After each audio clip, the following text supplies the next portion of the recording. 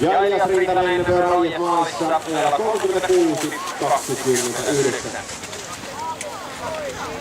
Numero 29 Niko Hartikainen ilmeisesti on lähestymässä maalia. Miten meni yläotto? Startissa 30 Juuso Taurinen, PHS Alppi ja hänen jälkeisellä paikalla 31 Kiikun Lööroji.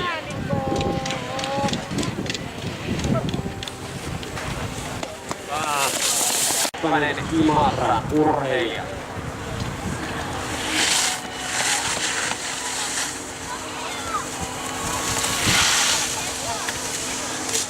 Jere Maaliak Puutila on siirtynyt hänen aikansa 34-18. Yhteensä 1.08.01 ja Aksu menee ykköseksi.